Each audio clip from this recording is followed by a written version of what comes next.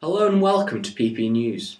Tonight we look back in an exclusive show at the last 2 decades. Osama bin Laden shot dead by US Special Forces. Sachin Tendulkar gets his 100th 100 in international cricket at the age of 42, the first person ever to achieve this remarkable milestone. And a woman dumps a cat in a bin.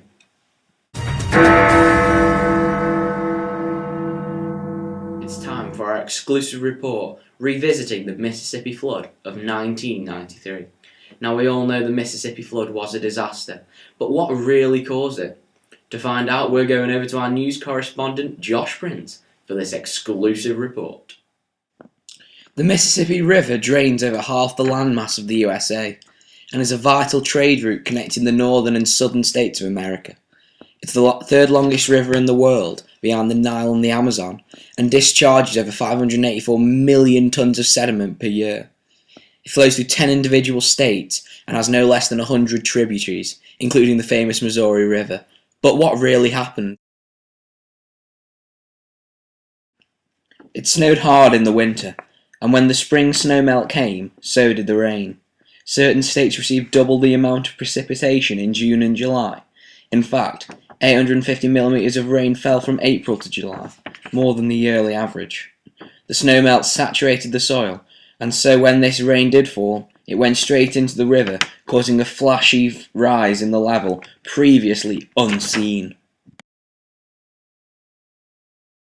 The floods began, affecting an area the size of the UK over 9 states: North and South Dakota, Nebraska, Kansas, Missouri, Iowa, Wisconsin, Minnesota, and Illinois.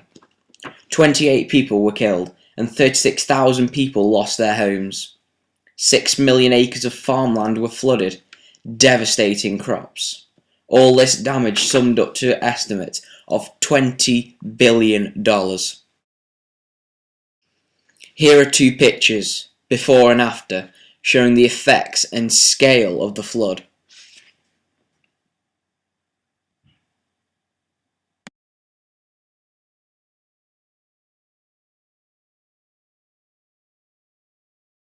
The floods in 1993 were the worst ever recorded. At peak levels, the Mississippi was 18 meters deep, 25 kilometers wide, and flowing at an overwhelming speed of 96 kilometers an hour.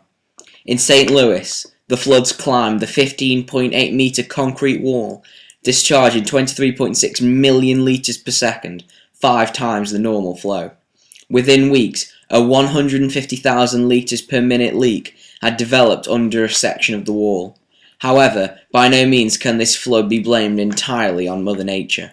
1/6 of the nation's floodplains were, and still are, urbanized. This affected the permeability of the ground, which could have massively increased the scale of the flood. Also, focus on flood prevention as opposed to flood control certainly exacerbated this crisis. Undoubtedly a lesson for the future. That concludes our special report for tonight. Back to the studio.